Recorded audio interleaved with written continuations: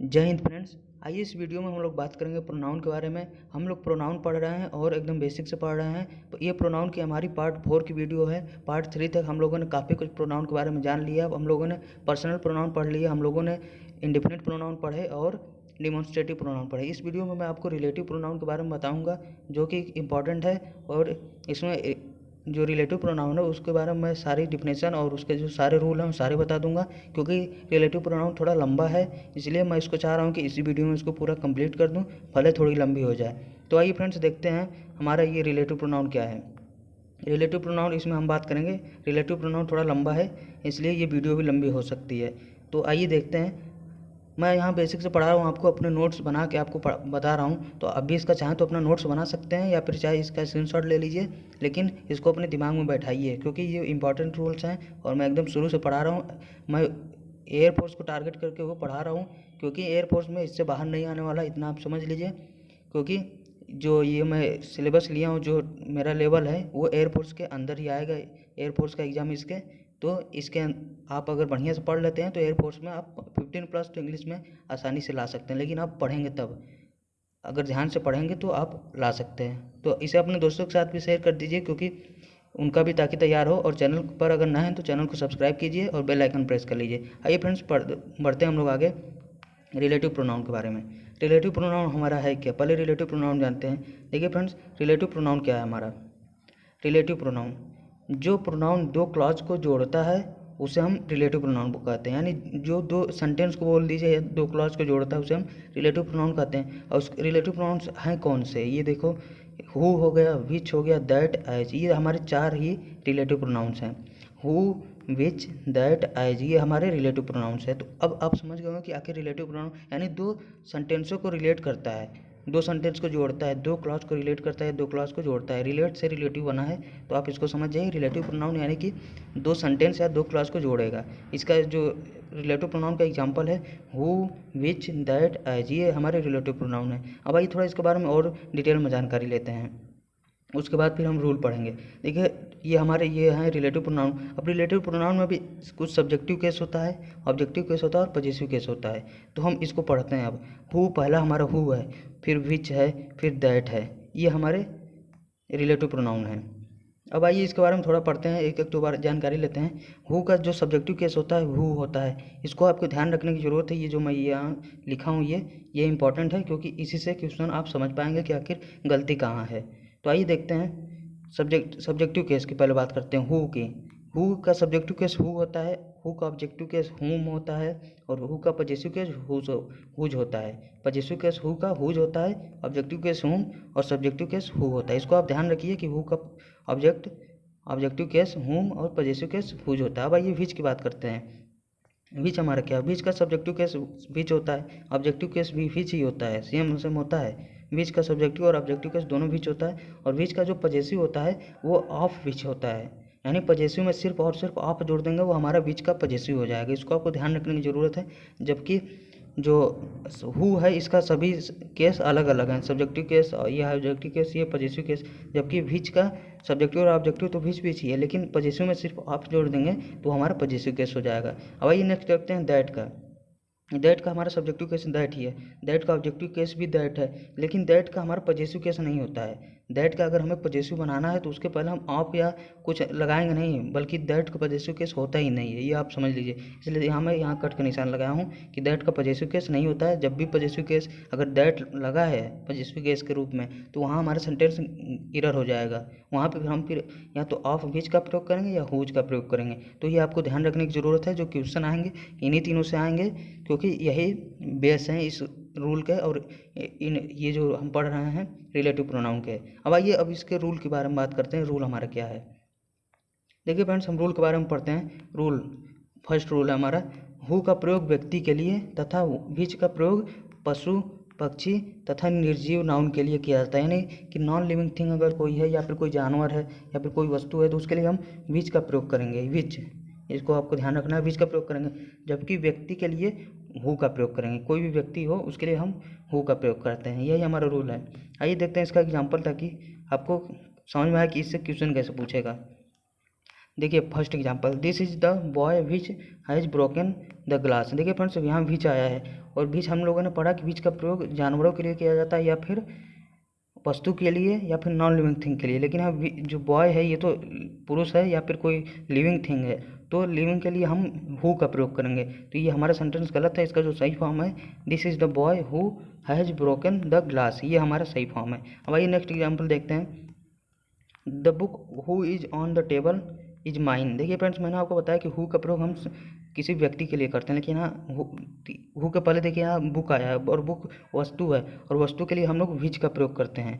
विच का प्रयोग हम वस्तु के लिए, जानवर के लिए या फिर किसी थिंग के लिए करते हैं, तो यहाँ हमारा विच का प्रयोग होगा। तो इसका जो सही फॉर्म है, the book which is on the table is mine. यहाँ पे देखिए बुक जो है निर्जीव चीज़ है, और इसके लिए हम विच का प्रयोग किए हैं जो कि हमारा सही है, और हु का प्रयोग हम किसी व्यक्ति के लिए करेंगे जो कि इसमें सही था। तो उम्मीद है आपको ये रूल समझ में आया होगा। अब आइए नेक्स्ट रूल पढ़ते हैं। नेक्स्ट रूल हमारा क्या है, देखिए फ्रेंड नेक्स्ट रूल हमारा हु और होम को लेके है। हु और होम, देखिए ये एयरफोर्स में इससे क्वेश्चन आए थे। ये देखिए मैं यहाँ एयरफोर्स लिखा हूँ, यानी कि इससे क्वेश्चन आया था जो पिछली बार मार्च में एग्जाम हुए थे, उसमें इससे एक क्वेश्चन आया था, फिल इन द ब्लैंक से रिलेटेड था वो। तो ये वेरी वेरी इंपॉर्टेंट क्वेश्चन है, इसलिए आपको इसको ध्यान देने की ज़रूरत है। इसको बढ़िया से आप समझिए कि हु ऑब्लिक होम, देखिए मैं दोनों अलग अलग एक ही से रिलेटेड हैं और अलग अलग रूल है, इसलिए मैं यहाँ पे पहले हेडिंग बनाया हूँ हु और होम का, उसके बाद फिर आगे इसका रूल लिखा हूँ, क्योंकि ये बुक में हु और होम का रूल जो है अलग अलग दिया है, लेकिन मैं यहाँ पे पहले हेडिंग बना के लिखा हूँ ताकि आप दोनों समझिए कि हु और होम का प्रयोग कब और कहाँ करते हैं। क्योंकि हु और होम का जो क्वेश्चन आएगा दोनों ऑप्शन में दिए रहेंगे, और इन्हीं दोनों में कन्फ्यूजन रहेगा, और बाकी जो ऑप्शन रहेंगे उसको आप समझ जाएंगे कि वो तो होगा नहीं, बस कन्फ्यूजन इन्हीं दोनों में रहेगा। तो इसीलिए इनको मैं साथ में लिया हूँ ताकि आपको कन्फ्यूजन दूर हो जाए। आइए देखते हैं। देखिए फ्रेंड्स हमारा रूल क्या कर रहा है इसमें, हु और होम का रूल है, यदि वाक्य में कौन पूछने पर जवाब मिले तो सब्जेक्ट हु का प्रयोग करते हैं। ध्यान दीजिए यहाँ पे मैं बोल रहा हूँ कि यदि वाक्य में पूछेंगे, आप अपने खुद से पूछेंगे वाक्य से कि कौन, वाक्य में अगर कौन पूछने पर कोई जवाब मिले, मान लीजिए कोई भी वाक्य है उसमें आप पूछ रहे हैं कौन, तो उसका अगर कोई जवाब मिल रहा है, वह है, नेहा है, राजू है, श्याम है, उसका कौन का जवाब कोई भी चीज़ अगर मिल रहा है तो वहाँ पे हम सब्जेक्ट हु का प्रयोग करेंगे। इसको आप एग्जाम्पल से अच्छी तरीके से समझ पाएंगे। आइए देखते हैं, एग्जाम्पल के थ्रू मैं आपको समझाता हूँ। इसको थोड़ा और नीचे भी रख, यहाँ देखिए मैं लिखा भी हूँ इसको, तो समझ में आएगा आपको। आइए देखिए friends, this is the person whom had gone there. देखिए friends, this is the person whom had gone there, यहाँ हुम का प्रयोग किया गया है, और जो एग्जाम में क्वेश्चन आएगा यहीं फिल इन द ब्लैंक्स दे देगा और हुम और हु का पूछेगा कि हाँ कौन सा सही है। तो इस क्वेश्चन को पहले आप समझिए अच्छे से।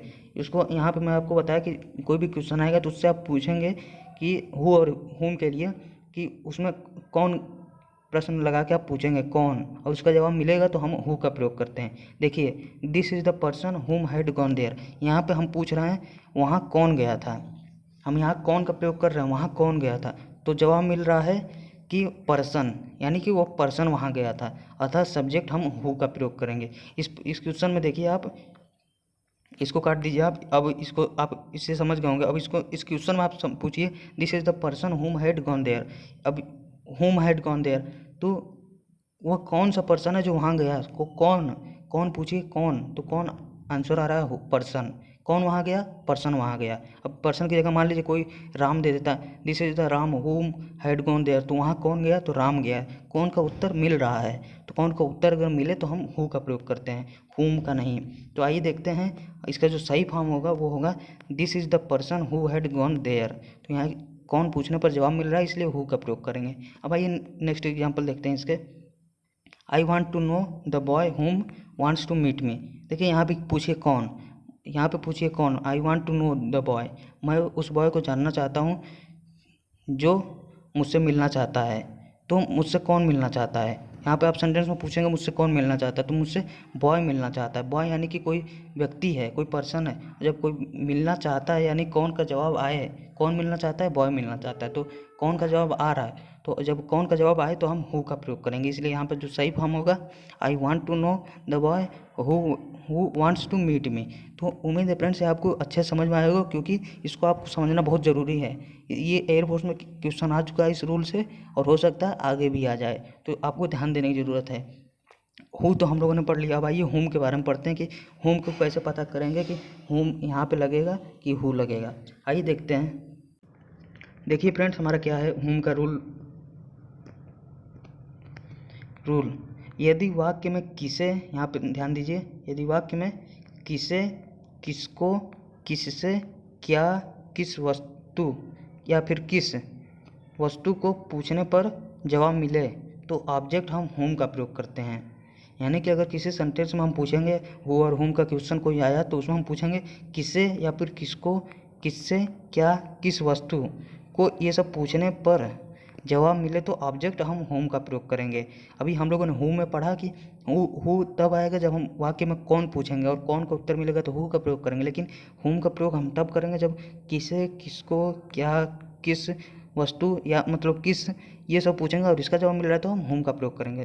तो आइए इसका एग्जाम्पल देखिए ताकि आपको और अच्छे से क्लियर हो। This is the Neha who I love very much.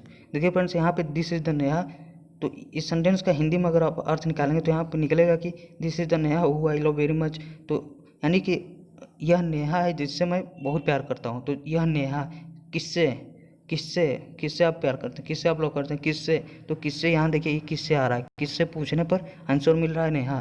तो किससे जब पूछने पर या फिर किसको पूछने पर, किसको आप किससे पूछने पर, क्या पूछने पर जवाब मिले तो वहाँ पे हम होम का प्रयोग करते हैं, ये होम का प्रयोग करते हैं। और कौन पूछने पर जवाब मिले तो वहाँ हु का प्रयोग करते हैं। तो यहाँ कौन पूछने पर जवाब नहीं मिल रहा है, यहाँ पे हु किससे पूछने पर जवाब मिल रहा है, तो इसलिए हमारा यहाँ होम का प्रयोग सही होगा। लेकिन यहाँ पे हु का प्रयोग है इसलिए हमारा ये गलत है। इसका जो सही फॉर्म है इसके नीचे मैं लिखा हूँ वो देखिए, this is Neha home I love very much. तो उम्मीद है फ्रेंड्स आपको ये रूल भी समझ में आया होगा, हु और होम अच्छे से समझ गए होंगे, क्योंकि ये बहुत इंपॉर्टेंट है। इससे क्वेश्चन आ चुका है और आ भी सकता है, इसलिए आपको ये समझना जरूरी है। अब आइए नेक्स्ट बढ़ते हैं। नेक्स्ट हमारा क्या है, देखिए फ्रेंड्स नेक्स्ट उसी का एग्जाम्पल है हमारा।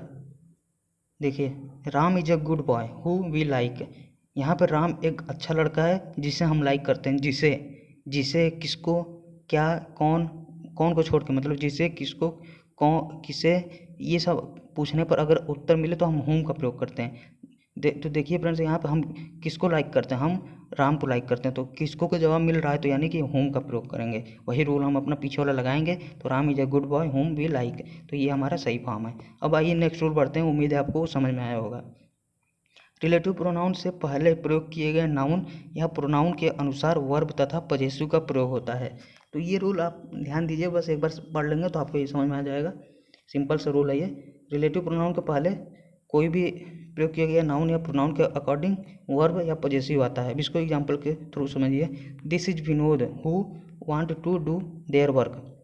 यहाँ पे हु जो है ये हमारे रिलेटिव प्रोनाउन है, और हम लोगों ने पढ़ा कि रिलेटिव प्रोनाउन से पहले प्रयोग किया गया नाउन, रिलेटिव प्रोनाउन ये हमारा इससे पहले प्रयोग किया गया नाउन विनोद है, तो विनोद के अकॉर्डिंग हमारा वर्ब और पजेसिव आएगा। तो यहाँ देखिए वांट जो ये प्लुरल है, इसका जो सिंगुलर होगा वांट्स होगा, इसका जो सिंगुलर होगा वांट्स होगा, और जो हमारा यहाँ पजेसिव देयर है ये भी हमारा प्लुरल है। जबकि विनोद सिंगुलर है तो वर्ब तो सिंगुलर आएगी, साथ ही साथ पजेसिव भी सिंगुलर आएगा। तो ये हमारा होगा this is Vinod who wants to do his work. His हमारा सिंगुलर वर्ब पजेसिव है। तो आपको समझ में आया होगा ये रूल, ये एग्जाम्पल। अब आइए नेक्स्ट बढ़ते हैं।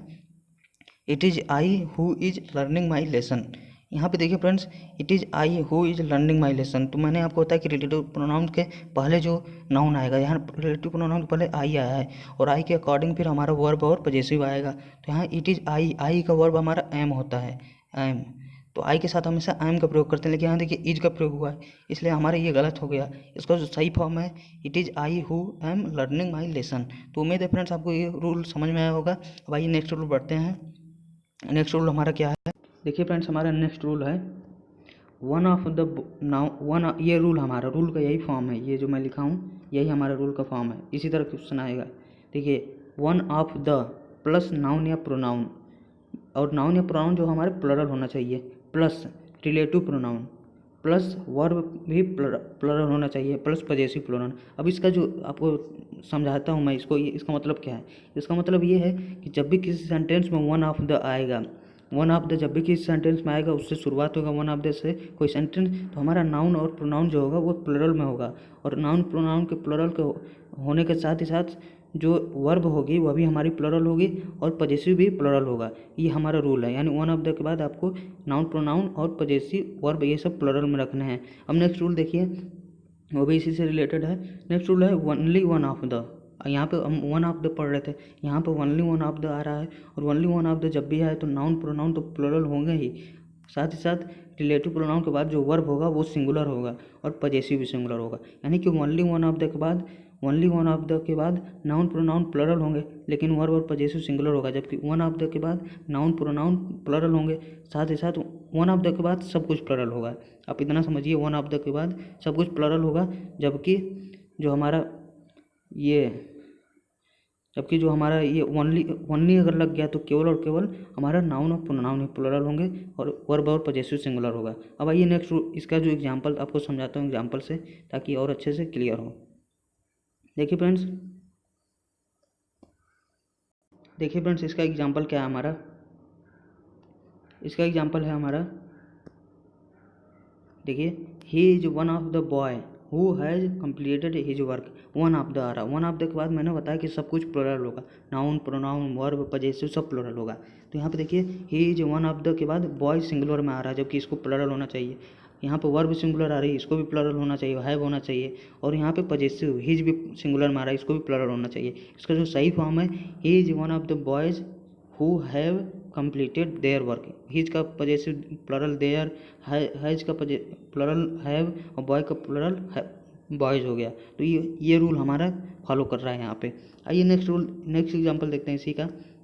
ये है ओनली वन ऑफ द का, she is only one of the girl who have done their work. हम लोगों ने पढ़ा कि ओनली वन ऑफ द के बाद केवल हम जो है नाउन या प्रोनाउन प्लरल करेंगे। तो यहाँ देखिए, नाउन तो है हमारा सिंगुलर, और जबकि हम इसके साथ वर्ब सिंगुलर प्रयोग करेंगे, लेकिन यहाँ पे वर्ब हमारा प्लरल है और पजेसिव भी प्लरल है। इसका जो सही फॉर्म है, she is only one of the girls who has done her work. Only one of the के बाद केवल नाउन प्लरल होगा, वर्ब और पजेसिव सिंगुलर होंगे। तो यहाँ ये और ये हमारा सिंगुलर है, तो ये हमारा सही है। अब आइए नेक्स्ट रूल बढ़ते हैं। नेक्स्ट रूल हमारा लास्ट रूल है, ये रिलेटिव प्रोनाउन का, और काफ़ी थोड़ा लंबा रूल है, इसलिए आपको इसको समझना पड़ेगा, क्योंकि इससे कभी कभार पूछ भी लेता है क्वेश्चन।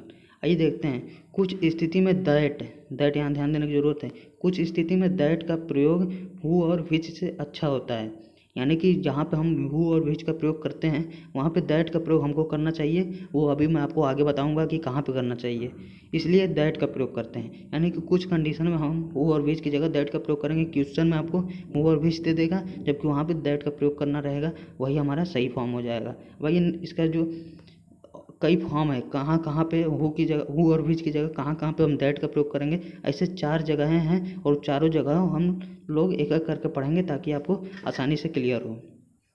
पहली हमारी कंडीशन है कि अगर सुपरलेटिव एडजेक्टिव है किसी सेंटेंस में, तो सुपरलेटिव एडजेक्टिव के बाद हम हु और विच का प्रयोग नहीं करेंगे, बल्कि दैट का प्रयोग करेंगे। तो ये देखिए इसका example, it is the best food that I have ever tested.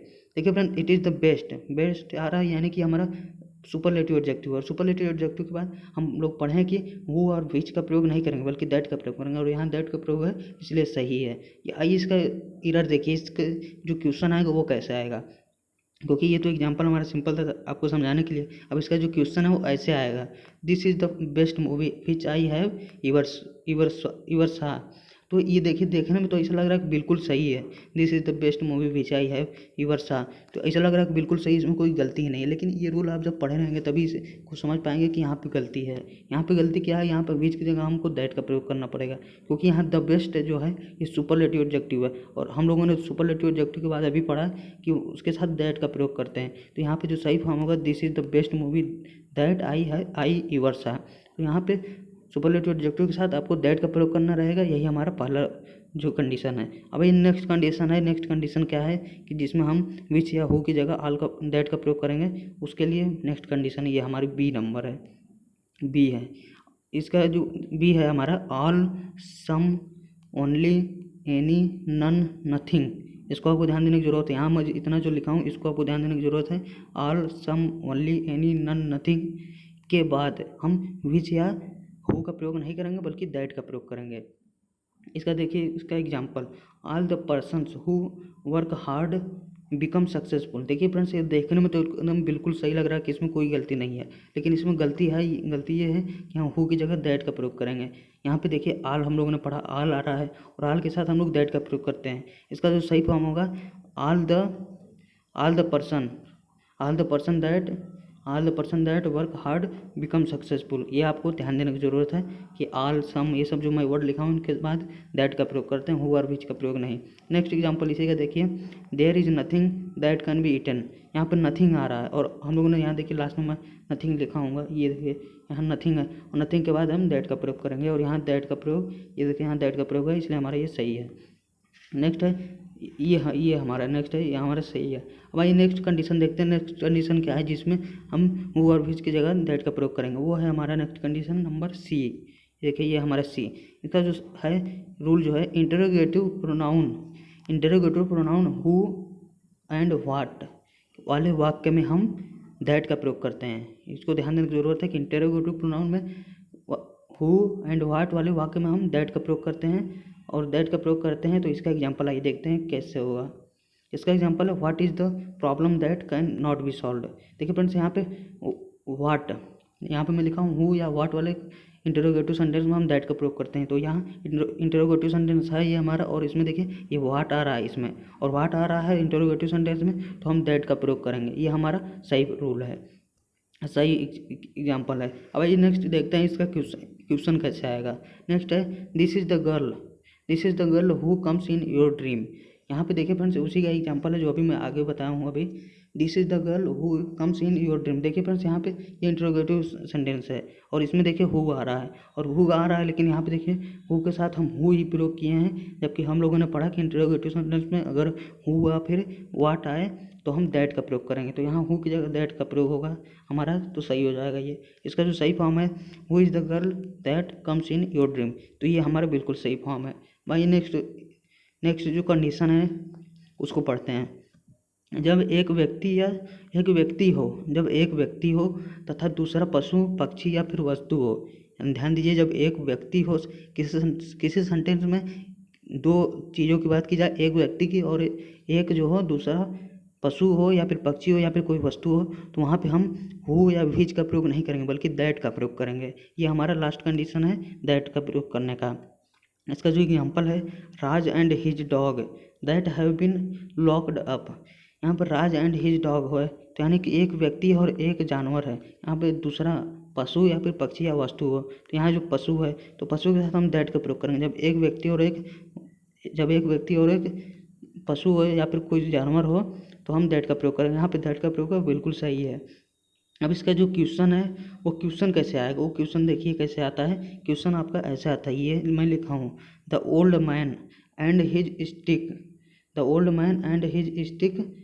Who are always present the party.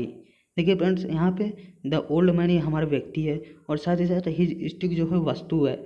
और जब एक व्यक्ति और एक वस्तु आए तो हम हुज का प्रयोग नहीं करेंगे बल्कि दैट का प्रयोग करेंगे। यहाँ पे हुज का प्रयोग है तो यहाँ पे हमारा दैट का प्रयोग होना चाहिए था, तो हमारा क्वेश्चन सही हो जाता। इसका जो सही फॉर्म है, the old man and his stick that, एक व्यक्ति और एक वस्तु, that are always present the party. तो ये हमारे दैट के भी जो रूल हैं वो हो गए फ्रेंड्स। अब तो इस तरह से हमारा जो रिलेटिव प्रोनाउन है वो भी खत्म हुआ। ये वीडियो मैं बोला था आपको लंबी हो जाएगी, लंबी हो भी गई है, तो फिर आपको नेक्स्ट वीडियो में आपको अगला प्रोनाउन लेके आऊँगा। 1-2 वीडियो में हमारा प्रोनाउन खत्म हो जाएगा, फिर हम इसकी प्रैक्टिस करके हम लोग नेक्स्ट चैप्टर जो है स्टार्ट कर देंगे, ताकि आगे भी हम लोग बढ़ते रहें। तो उम्मीद है फ्रेंड्स आपको वीडियो अच्छी लगी होगी। अगर अच्छी लगे तो लाइक कीजिए, चैनल पर नए हैं तो सब्सक्राइब करके बेल आइकन दबा लीजिए और इसे अपने फ्रेंड के साथ शेयर कीजिए। फिर मिलते हैं आपको नेक्स्ट वीडियो में, तब तक के लिए जय हिंद।